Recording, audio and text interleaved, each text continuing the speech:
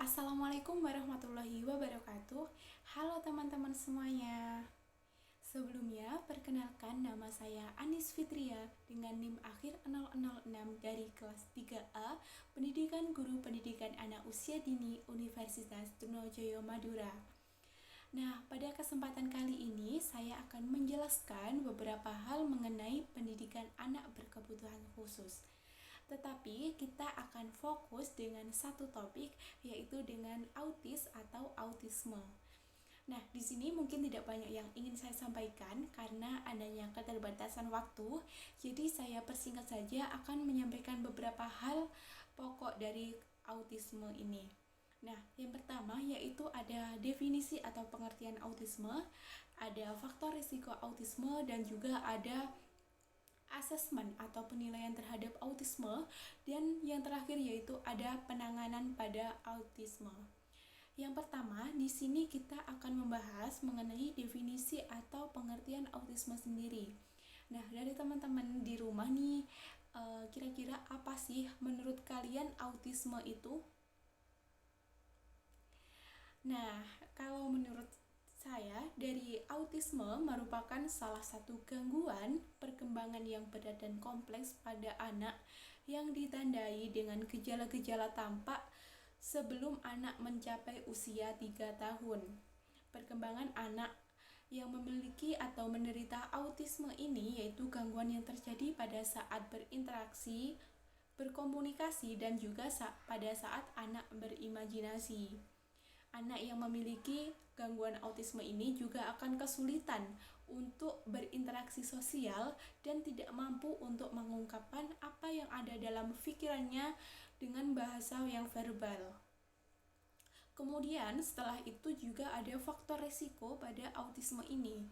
Pada faktor resiko ini yaitu karena kita semakin melihat semakin banyaknya kasus atau fenomena yang terjadi dengan gangguan autisme ini, yaitu menurut saya karena kurangnya atau minimnya informasi yang diperoleh oleh masyarakat tentang penyakit atau gangguan autisme ini, sehingga sering membuat orang tua tentunya dicekam rasa takut dan khawatir ketika melihat pertumbuhan atau perkembangan anaknya yang memiliki tingkah laku berbeda dari anak-anak lainnya.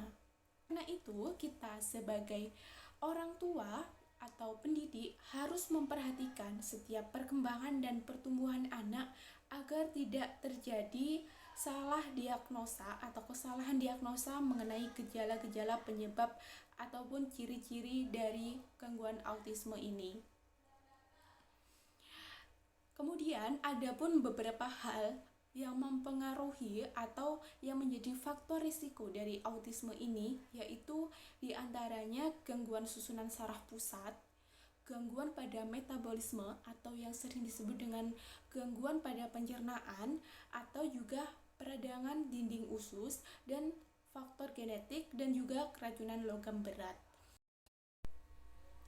Nah, itulah beberapa faktor yang merupakan faktor penyebab dari gangguan autisme.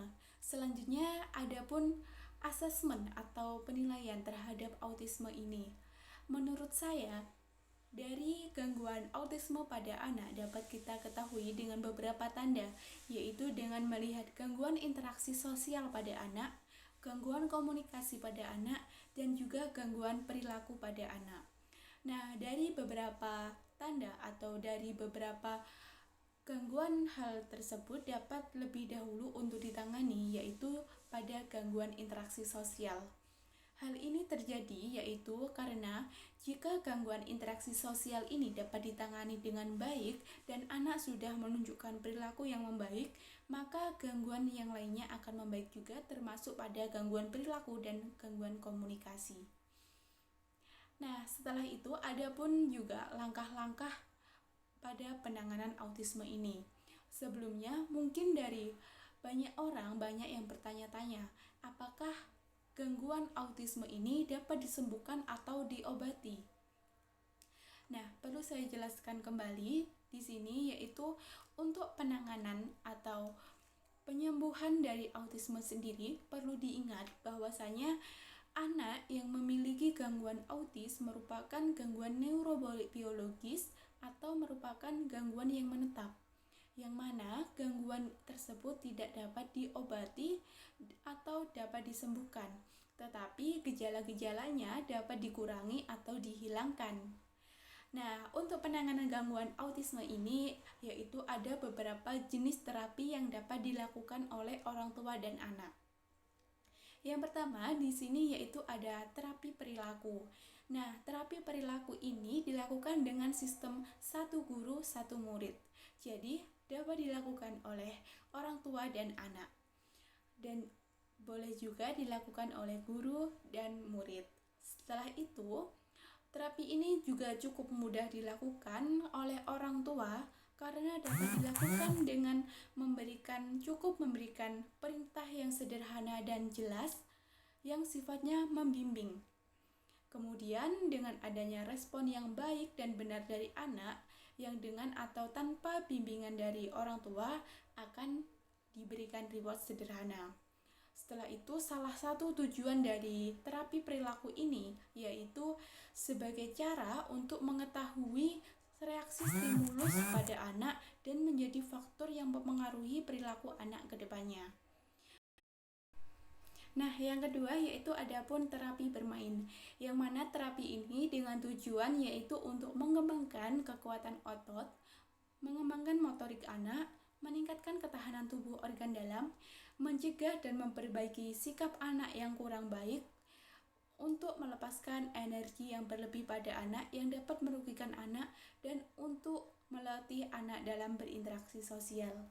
Kemudian adapun beberapa kegiatan bermain yang dapat dilakukan oleh anak yang memiliki gangguan autis ini, yaitu seperti anak bermain balok kayu, bermain bola, menggunting menempel, melukis, dan masih banyak kegiatan-kegiatan bermain lainnya. Tetapi perlu diingat bahwa pada kegiatan bermain ini, orang tua atau guru hendaknya menghindari untuk membuat aturan yang ketat yang bersifat memaksa pada anak. Karena hal ini akan membuat anak merasa tertekan. Selain itu, pada kegiatan bermain yang bersifat kompetitif juga tidak diperkenankan untuk anak yang memiliki gangguan autisme ini. Dan yang terakhir yaitu ada terapi wicara. Nah, terapi wicara ini merupakan terapi yang dilakukan dengan penyusupan bahasa di dalamnya. Misalnya, ada anak yang diminta untuk menyebutkan benda-benda yang ada di sekitarnya. Terapi wicara ini sangat disarankan dalam penanganan gangguan autisme karena semua penyandang autisme memiliki keterlambatan bicara atau kesulitan dalam berbahasa yang verbal maupun non-verbal ataupun kombinasi antar keduanya. Setelah itu, keberhasilan dalam menyusukan bahasa pada anak juga dipengaruhi oleh daya konsentrasi anak. Maka dari itu, sebagai orang tua atau guru harus mampu untuk menciptakan suasana yang tenang pada saat terapi wicara dilakukan. Nah, dari beberapa terapi tersebut dapat dilakukan secara berkesinambungan dan terpadu agar menghasilkan penanganan yang maksimal dan juga dapat mengurangi gejala-gejala pada gangguan autisme. Sekian dari saya, kurang lebihnya mohon maaf. Terima kasih. Wassalamualaikum warahmatullahi wabarakatuh.